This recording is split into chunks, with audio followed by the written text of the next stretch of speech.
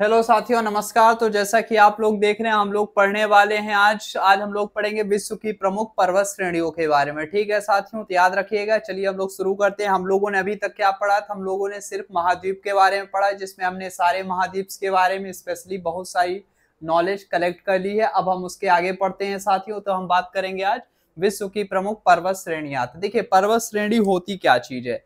पर्वत श्रेणी के लिए सिंपल सा डेफिनेशन बोलना है साथियों। क्या बोलना है?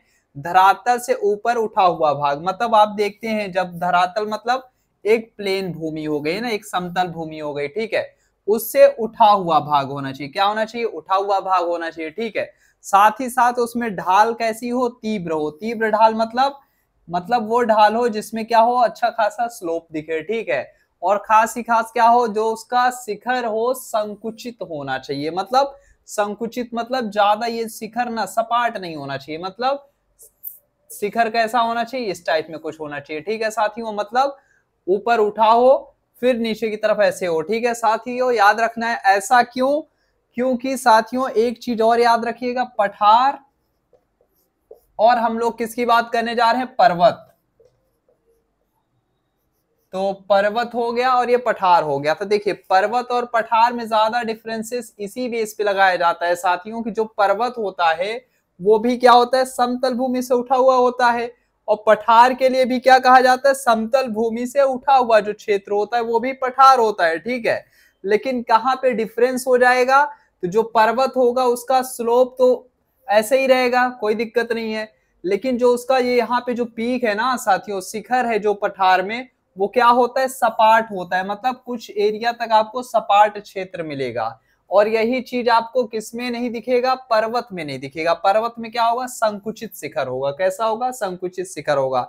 आप लोग याद रखिएगा, संकुचित शिखर होना चाहिए, समतल भूमि से उठा हुआ होना चाहिए, और ढाल कैसी होनी चाहिए? तीव्र ढाल होनी चाहिए। और पठार के लिए स्पेशली बोला जाता है जो साथियों, टेबल लैंड। क्या बोलते हैं? टेबल लैंड, है ना।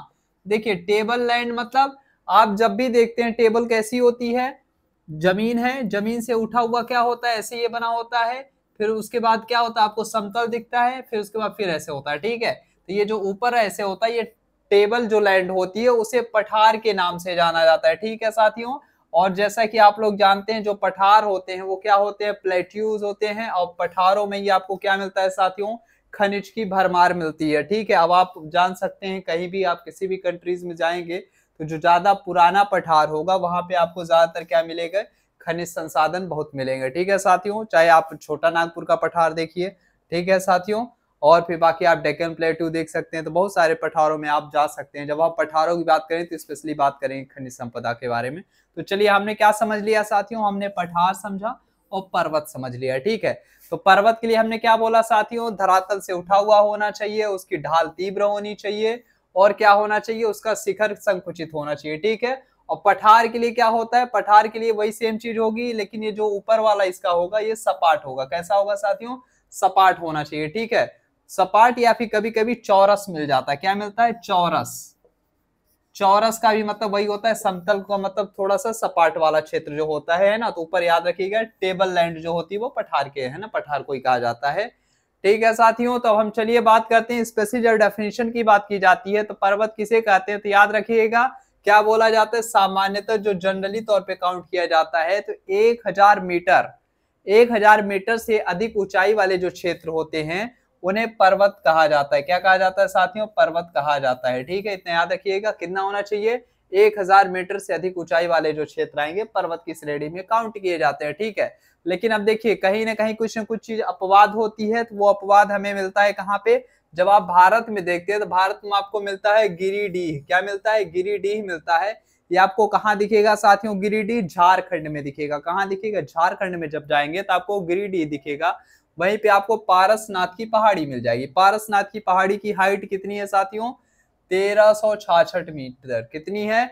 1366 मीटर है। तो ये 1000 के पार मीटर में, लेकिन इसको पहाड़ी की संज्ञा मिली है। किसकी संज्ञा मिली है साथियों? पहाड़ी की संज्ञा मिली है, न कि इसे पर्वत की संज्ञा मिली है। जब वही आप देखते हैं ब्रिटेन में, ब्रिटेन मतलब यूके में जाइए, आपको क्या मिल रहा है? पोनाइन। क्या मिलता है साथियों? पोनाइन। तो याद रखिएगा, पोनाइन। ठीक है, तो जो पोनाइन है ये क्या है साथियों, ये माउंटेन रेंज है, ठीक है। इसे हमने क्या बोला है, पर्वत की श्रृंखला की श्रेणी में इसको रख दिया है, किसको, पोनाइन को। और ये है कहाँ पे साथियों, ब्रिटेन में है, ठीक है, याद रखिएगा। वही जो हमारा गिरिडीह है, गिरिडीह आप जाते हैं पारसनाथ की पहाड़ी, तो वो आपका किस में आता है, पहाड़ी की संज्ञा दी गई, ठीक है, इतना याद रखना है साथियों। तो चलिए अब हम लोग बात करते हैं। तो एक यूएन की जो आंकड़ा है, यूएन मीन्स होता है यूनाइटेड नेशन, ठीक है, हर कोई जानता ही होगा नॉर्मली। तो यूएन के आंकड़े के अनुसार क्या बोला गया है साथियों, जो पर्वत है विश्व के स्थल क्षेत्र का, जो पर्वत है, पर्वत मतलब माउंटेन जो है, वो पूरे दुनिया का अगर मिलाते हैं, पूरा स्थल एरिया का मिलाते हैं, तो कितने पे है, 25% पे है। मतलब 100% अगर आप जो लैंड वाला एरिया देखते हैं, कौन सा लैंड एरिया, मतलब जो जमीन का क्षेत्र जिसमें आप कॉन्टिनेंट्स वगैरह पूरा देखते हो, कॉन्टिनेंट्स के क्षेत्र में, उसमें आपको 100% कॉन्टिनेंट हो गया। और उस कॉन्टिनेंट में ही तो आपको पर्वत, पहाड़, पठार, मैदान वगैरह दिखेंगे, ठीक है साथियों। तो ये आपको कितने मिल जाते हैं, 25% पे मिल जाता है, ठीक है। 100% में 25% क्या है, आपको पर्वत, माउंटेन्स दिखते हैं, ठीक है, इतना याद रखिएगा। माउंटेन रेंज दिखती है कितने में, 25% में, ठीक है साथियों।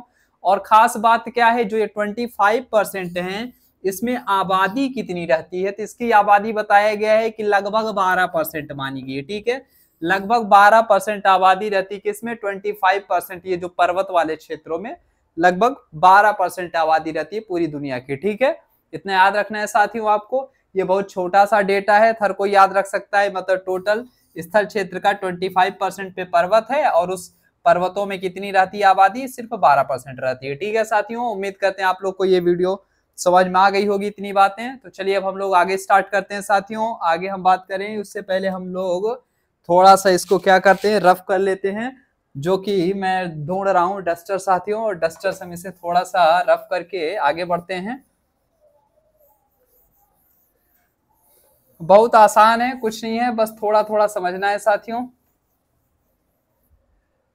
तो देखिए उसके बाद एक चीज और बोली जाती है, ब्रिटिश कोलंबिया। देखिए हम वो टॉपिक उठा रहे हैं जो ज्यादातर आप जब घटना चक्र पढ़ते हैं साथियों, और घटना चक्र आप जानते ही हैं, यूपी हो, यूपी पीसीएस, आरओ, फिर आप एमपी में देख सकते हैं, बीपीएससी में, मतलब जो भी होते हैं कुछ हाई लेवल के एग्जाम्स, उसके जो भी जीके जीएस के क्वेश्चंस आते हैं, वो सारी चीजें घटना चक्र में दे दी जाती है। उसी बेस को हम पूरा का पूरा कवर कर रहे हैं आप लोगों तक, ठीक है साथियों। तो देखिए इसमें क्या बोला है कि ब्रिटिश कोलंबिया, एक चीज है ब्रिटिश कोलंबिया। अब ब्रिटिश कोलंबिया हर कोई नाम सुनेगा तो क्या मानेगा कि जो ये ब्रिटिश कोलंबिया है, आपको कहाँ मिल जाएगा, ब्रिटेन में मिल जाएगा, क्योंकि नाम में ही ब्रिटिश लगा हुआ है। हर कोई क्या बोलेगा, भाई साहब ब्रिटिश कोलंबिया ब्रिटेन का है। लेकिन ऐसा नहीं है साथियों, आपको मिलेगी कनाडा में। कहाँ मिलेगा, कनाडा में, ठीक है, याद रखना है कहाँ पे साथियों, कनाडा में मिलेगा, ठीक है। अब ब्रिटिश कोलंबिया को क्या कहा जाता है, पर्वतों का सागर। क्या कहा जाता है साथियों, पर्वतों का सागर कहा जाता है किसको, ब्रिटिश कोलंबिया को, ठीक है, इतना याद रखना है साथियों। अब देखिए ये नाम मिला क्यों है, देखिए ब्रिटिश कोलंबिया को पर्वतों का सागर नाम क्यों दिया गया, तो ये नाम मिला किससे है, तो याद रखिएगा, एक है मोलिन्यूकस सेंट जॉन की पुस्तक है। मोलिन्यूकस सेंट जॉन एक इंसान थे, उन्होंने एक पुस्तक लिखी जिसका नाम क्या था, the sea of mountains, an account of lord Dufferin tour through British Columbia. मतलब बहुत बड़ी बुक है भाई साहब, इसका नाम याद रखिएगा, क्या नाम है बुक का, द सी ऑफ माउंटेन्स। क्या, the sea of mountains, an account of lord Dufferin tour, lord Dufferin tour, ठीक है, याद रखना है, थ्रू ब्रिटिश कोलंबिया, 1876 की बात है, ठीक है, इतना याद रखिएगा। इसी बेस पे इसे क्या बोला गया है, पर्वतों का सागर कहा गया है, ठीक है, ये नाम यहीं से मिला है, ठीक है। अब जैसा कि आप लोग जानते हैं लॉर्ड डफरिन, जो लॉर्ड डफरिन है, इनका नाम आप सुने होंगे, कहाँ सुने होंगे साथियों, इनका नाम आपने सुना है मॉडर्न हिस्ट्री में, आधुनिक भारत में लॉर्ड डफरिन का नाम सुना है। अब देखिए ये क्या रहे हैं, तो भारत के वायसराय रहे हैं, क्या रहे हैं साथियों, भारत के वायसराय रहे हैं। अब देखिए वायसराय और भारत का जनरल, गवर्नर जनरल, एक भारत का गवर्नर जनरल होता था, एक बंगाल का गवर्नर जनरल होता था, उससे पहले क्या होता था, सिर्फ गवर्नर जनरल हुआ करता था, ठीक है। इसका भी एक इतिहास है, ये सारी चीजें हम समझाएंगे। लेकिन जो हम बात कर रहे हैं साथियों लॉर्ड डफरिन की, तो देखिए लॉर्ड डफरिन जो थे ना, वो 1800 1884 से लेके 1888 तक, मतलब 1888 तक ये भारत में क्या रहे हैं, वायसराय रहे हैं। ठीक है, वायसराय रहे हैं। अब 1888 मतलब एक डेट अगर आप याद रख सकते हैं 1885। अब ऐसा क्या हुआ 1885 को साथियों, तो याद रखिएगा 28 दिसंबर 1885 को भारत में एक पार्टी का वो होता है, एक संस्थान का वो होता है, जिसका नाम होता है INC, इंडियन नेशनल कांग्रेस की स्थापना होती है। कब होती है, 28 दिसंबर 1885। ये किसका कार्यकाल था, तो लॉर्ड डफरिन का ही कार्यकाल था। ठीक है साथियों, इतना याद रखना है आपको, और इससे ज्यादा कुछ नहीं। हाँ, ये कहाँ पे हुआ था, बॉम्बे में। कहाँ हुआ था साथियों, बॉम्बे में हुआ था ये सारा चीज। ठीक है, इतना याद रख लीजिएगा। और चलिए अब हम लोग बात करते हैं पर्वतों के प्रकार के बारे में। तो पहला जो हमारा पर्वत आता है वो मोड़दार पर्वत होता है। क्या नाम है साथियों, मोड़दार।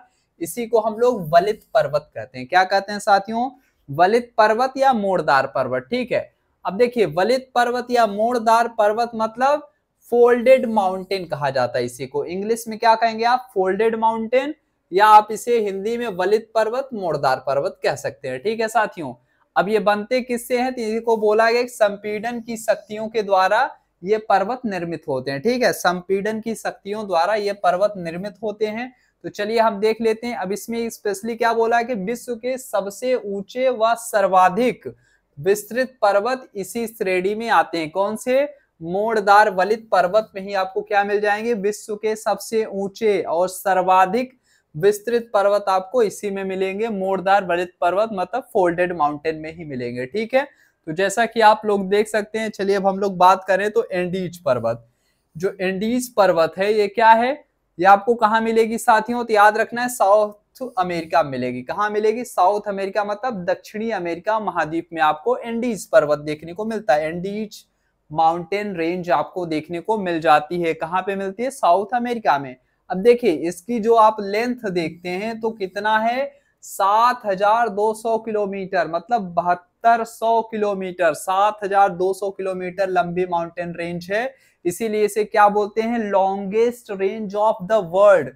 वर्ल्ड की सबसे लंबी पर्वत श्रृंखला कौन सी है, तो एंडीज बोलना है। क्या बोलना है साथियों, एंडीज। कैसी है ये, लॉन्गेस्ट माउंटेन रेंज है। इतना याद रखना है साथियों, माउंटेन रेंज है ना, माउंटेन रेंज में आएगा। ठीक है, longest mountain range of the world, तो क्या बताएंगे आप लोग, एंडीज माउंटेन रेंज। कितनी है साथियों, 7200 किलोमीटर। ये पड़ता कहाँ है आपको, तो याद रखना है साउथ अमेरिका, दक्षिणी अमेरिका महाद्वीप में पड़ता है। ठीक है, इतना याद रख लीजिएगा। और खास बात इसे क्या बोलते हैं, इसका जो हाईएस्ट पीक है, किसका, इस एंडीज माउंटेन रेंज का जो सबसे ऊंचा शिखर है, हाईएस्ट पीक है, वो अकांकागुआ है। क्या है साथियों, अकांकागुआ है। और ये अकांकागुआ पड़ेगा कहाँ साथियों, तो इतना याद रखना है अर्जेंटीना में मिलेगा। अर्जेंटीना में आप जब देखते हैं तो देखिए अर्जेंटीना, पहले आप जब साउथ अमेरिका का देखेंगे साथियों तो ऐसे कुछ है, ऐसे कुछ करके उसका मैप बनाया गया थोड़ा सा। ठीक है, अब ऐसे करके है साउथ अमेरिका का। अब यहाँ वाला जो क्षेत्र है ये स्पेशली आप ऐसे देखेंगे तो पतला सा है। पहले ये चिली मिलेगा, क्या मिलेगा साथियों, चिली। फिर इसके बाद ये अर्जेंटीना का क्षेत्र मिल जाएगा। ठीक है, तो जो ये अर्जेंटीना है साथियों, ये वाला जो क्षेत्र है अर्जेंटीना का है, और इधर क्या है, चिली है। मतलब चिली का जो लास्ट सीमा है अर्जेंटीना की जो शुरू होती है, यहीं पे आपको क्या मिल जाएगा साथियों, माउंट एकांकागुआ। ठीक है, किस में आती है, तो याद रखना है एंडीज माउंटेन रेंज में ही माउंट एकांकागुआ पड़ता है। ठीक है, इतना याद रखना है मेरे दोस्तों, भूलना नहीं है। नेक्स्ट जो हम बात करते हैं, अगला जो हमारा क्या है, फोल्डेड माउंटेन है, वो कौन सा है, रॉकी है। कौन सी है, रॉकी माउंटेन रेंज है ना। अब रॉकी माउंटेन रेंज, इसका मतलब आप याद रखिएगा, रॉकी माउंटेन रेंज आपको पढ़ने वाला है साथियों, कौन से वहां पे, तो याद रखना है ये आपको मिलेगा नॉर्थ अमेरिका। कहां मिलेगा, north America, north America continent में, मतलब उत्तरी अमेरिका कॉन्टिनेंट में आपको क्या मिल जाएगी, रॉकी माउंटेन रेंज मिल जाएगी। ठीक है, अब इसकी जो टोटल आप रेंज देखते हैं तो 4800 किलोमीटर। कितनी है साथियों, 4800 किलोमीटर। जबकि हमने एंडीज की कितनी देखी थी, 7200 किलोमीटर। किसकी थी, एंडीज की थी। तो एंडीज काफी बड़ा है, किससे, रॉकी से, ठीक है, याद रखना है रॉकी माउंटेन रेंज। ये रॉकी वो केजीएफ वाले रॉकी नहीं है साथियों, इतना याद रखना है। तो 4800 किलोमीटर किसकी मिल रही है आपको, रॉकी माउंटेन रेंज की मिल रही है। वहीं जो एंडीज की हमने बात किया था 7200 किलोमीटर, जिसे हम क्या बोलते थे, वर्ल्ड लॉन्गेस्ट माउंटेन रेंज, संसार की सबसे लंबी पर्वत श्रृंखला एंडीज है, इतना याद रखना है, ठीक है साथियों। और रॉकी कितनी है, तो 4800 किलोमीटर है, ठीक है, इतना याद रख लेना है, भूलना नहीं है मेरे दोस्तों। और नेक्स्ट अगर हम बात करते हैं रॉकी माउंटेन रेंज जो है तो है साथियों। अब खास बात की जो रॉकी माउंटेन रेंज है, इसका जो हाईएस्ट पीक है क्या है साथियों, HIGHT, हाईएस्ट पीक जो है ना साथियों वो क्या है, तो याद रखना है माउंट एल्बर्ट। क्या है साथियों, माउंट एल्बर्ट, ठीक है, एल्बर्ट, माउंट एल्बर्ट क्या है, हाईएस्ट पीक ऑफ कौन सा, Rocky mountain range. Rocky mountain range की जो सबसे हाईएस्ट पीक आपको क्या मिलने वाली है, तो माउंट एल्बर्ट मिलेगी, ठीक है। और नेक्स्ट अगर हम लोग बात करते हैं तो नेक्स्ट जो हमारा आता है माउंटेन रेंज वो कौन सा आएगा साथियों, तो अपना हिमालय, ठीक है, हमारा हिमालय मतलब अपना हिमालय माउंटेन रेंज की बात होगी साथियों। तो हिमालय रेंज कितनी है, तो याद रखना है 2500 किलोमीटर, कितनी है, 2500 किलोमीटर, ठीक है। और 2500 किलोमीटर से आपको याद आ गया होगा 25-25 किलोमीटर। अब ये 25-25 किलोमीटर क्या है साथियों, तो याद रखना है हमारी राष्ट्रीय नदी गंगा, जो गंगा है, द गंगा लगा दीजिए आप, एन द का यूज, ठीक है। तो इतना याद रखना है जो हमारी गंगा है राष्ट्रीय नदी कितनी है, 25-25 किलोमीटर, या फिर कहीं पे 2500 किलोमीटर भी आपको मिल जाता है। तो इतना याद रखना है, चाहे आप 2500 किलोमीटर बोलिए या 25-25 किलोमीटर, ये बुक पे डिपेंड करता है, लेकिन आप इन दोनों डेटा को याद रख सकते हैं, दो में से कोई एक ही पूछेगा, तो आप हमेशा याद रखिएगा साथियों। तो क्या मिल जाएगा, ये गंगा की हो गई लेंथ जो हमारी राष्ट्रीय नदी है, नेशनल रिवर ऑफ इंडिया। और जो हमारा हिमालय रेंज है साथियों, हिमालय माउंटेन रेंज वो कितना है, वो भी 2500 किलोमीटर लंबा है, ठीक है। जो कि आप देखते हैं ये अफगानिस्तान और ये लद्दाख, कश्मीर, पाकिस्तान के कुछ क्षेत्र लेके ऐसे पूरा का पूरा नेपाल, भूटान ऐसे होते हुए, फिर आप अरुणाचल प्रदेश से देखते हैं ऐसे यू टर्न होते हुए कहाँ तक गया है, अराकान योमा तक गया है पूरा का पूरा। तो ये पूरा का पूरा कितना मिल रहा है, 2500 किलोमीटर का है, ठीक है, इतना याद रखना है मेरे साथियों, किसका, हिमालय का। अब खास बात ये क्या है साथियों, जो हमारा हिमालय माउंटेन रेंज है इसमें एक स्पेशलिटी ये है, यहीं आपको माउंट एवरेस्ट मिल जाएगा। क्या मिल जाएगा साथियों, माउंट एवरेस्ट। अब माउंट एवरेस्ट में क्या खूबी है, इसे क्या बोलते हैं, highest peak of the world. क्या बोलते हैं साथियों, highest peak of the world, मतलब संसार की सबसे ऊंची चोटी, संसार की सबसे ऊंची चोटी, highest peak of the world क्या मिलेगी साथियों, तो याद रखना है माउंट एवरेस्ट मिलेगा, ठीक है।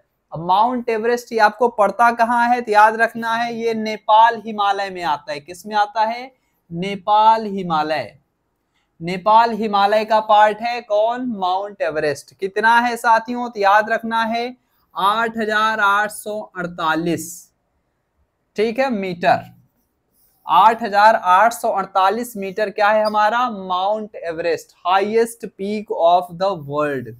संसार की सबसे ऊंची चोटी आपको हिमालय में मिलेगी, लेकिन याद रखना है संसार की सबसे ऊंची चोटी है, पीक की बात हो रही है साथियों, पीक मतलब चोटी होती है, ठीक है। लेकिन अगर लॉन्गेस्ट माउंटेन रेंज पूछा जाएगा तो हमेशा आप एंडीज बताओगे, ठीक है ना, याद रखना है एंडीज क्या है, लॉन्गेस्ट माउंटेन रेंज है, मतलब सबसे लंबी पर्वत श्रृंखला।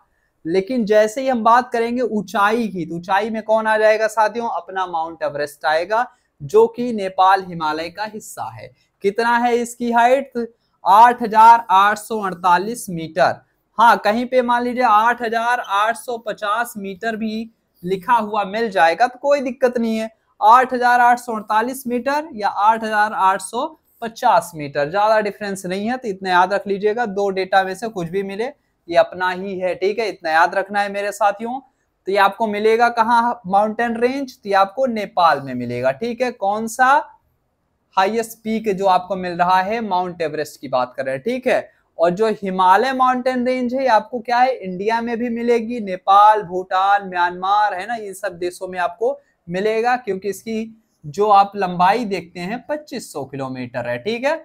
और नेक्स्ट अगर हम बात करते हैं साथियों, एक चीज और आप याद रखना है, अगर माउंट एवरेस्ट को और नाम जो बोला जाए तो कौन कौन से नाम है माउंट एवरेस्ट का? माउंट एवरेस्ट को हम लोग सागर माथा बोलते हैं। क्या बोलते हैं साथियों? सागर माथा। सागर माथा कहा जाता है किसको? माउंट एवरेस्ट को कहा जाता है। और साथ ही साथ जो सागर माथा हो गया, नेक्स्ट उसे हम क्या बोलते हैं? चोमोलुंगमा। क्या बोलते हैं साथियों? चोमोलुंगमा भी किसको कहा जाता है? तो माउंट एवरेस्ट को ही चोमोलुंगमा बोला जाता है। ठीक है, याद रखना है, चोमोलुंगमा, लुंगमा। ठीक है, माउंट एवरेस्ट को ही कहेंगे, इतना याद रखना है मेरे साथियों। और नेक्स्ट अगर अब हम लोग चलते हैं, जो अगला हमारा फोल्डेड माउंटेन्स में, तो अगला हमारा जो फोल्डेड माउंटेन्स कौन सा आता है याद रखना है साथियों आपको? दक्षिणी आल्प्स आता है। क्या आता है? दक्षिणी आल्प्स। अब देखिए एक नाम और लोग आप लोग पढ़े होंगे, आल्प्स है ना, यहां भी आ रहा है, ये यूरोप वाला है। कहां वाला है? यूरोप वाला है। और ये जो दक्षिणी आल्प्स है ये आपको कहां मिलेगा? न्यूजीलैंड में मिलेगा। कहां मिलेगा साथियों? न्यूजीलैंड में। ठीक है। और न्यूजीलैंड हर कोई जानता है, न्यूजीलैंड कहाँ है? ऑस्ट्रेलिया महाद्वीप में है। कहाँ है साथियों? ऑस्ट्रेलिया महाद्वीप में आपको न्यूजीलैंड मिल जाएगा। ठीक है, ऑस्ट्रेलिया महाद्वीप, न्यूजीलैंड, और न्यूजीलैंड में क्या मिलेगा? दक्षिणी आल्प्स मिलेगा। ठीक है। अब यहाँ की जो हाईएस्ट पीक है क्या है साथियों? सबसे ऊंची चोटी जो है वो क्या है साथियों? तो याद रखना है माउंट कुक। क्या बोला गया है? Mount cook.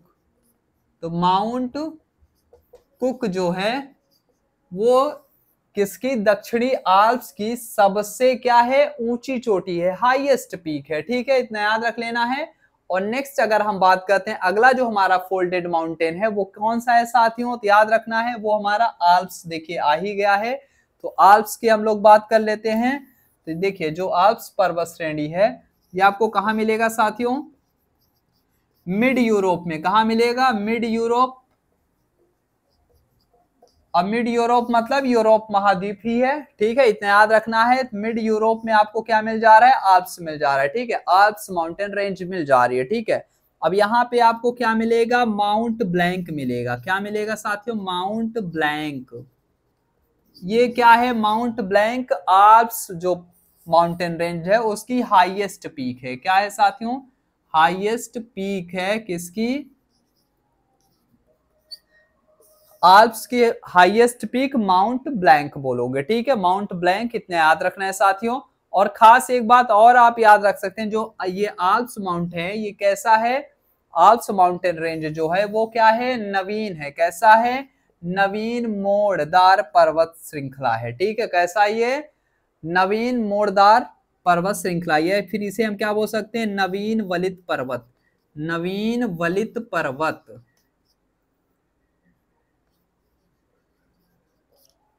तो याद रखना है, जो आल्प्स से आपको नवीन वलित पर्वत में आएगा, मतलब ये भी फोल्डेड माउंटेन का ही पार्ट है। ठीक है। और नेक्स्ट एक चीज और जो आपका आ रहा है, एटलस आता है। क्या आता है? एटलस पर्वत। ये आप जानते ही हैं, ये आपको अफ्रीका महाद्वीप में मिलेगा। कहाँ मिलेगा? अफ्रीका महाद्वीप। अफ्रीका महाद्वीप जब आप देखते हैं पूरा का पूरा कैसे बनता है साथियों? इधर ऐसे डब्बे आकार में बनेगा, फिर ऐसे करके इधर नीचे की तरफ कम होता चला जाएगा। तो ये वाला जो क्षेत्र है यही एटलस आपको मिलता है यहाँ पे। ठीक है, एटलस पर्वत आपको यहाँ पे मिल जाता है। ठीक है, उम्मीद करते हैं आपको ये इन्फॉर्मेशन अच्छी लगी होगी। इसमें हमने सिर्फ बात किया है किसकी? पहला मोड़दार वलित पर्वत की बात की है। ठीक है, अभी हम नेक्स्ट में चलेंगे, और तब तक के लिए बाय बाय साथियों। उम्मीद करते हैं इसमें से आपको बहुत कुछ सीखने को मिला होगा। तो मिलते हैं अपने नेक्स्ट वीडियो में, तब तक के लिए बाय बाय। और उम्मीद करते हैं आप लोगों ने इसमें बहुत सारा चीज जाना होगा जो कि काफी इंपॉर्टेंट रहा होगा। तो तब तक के लिए बाय बाय साथियों।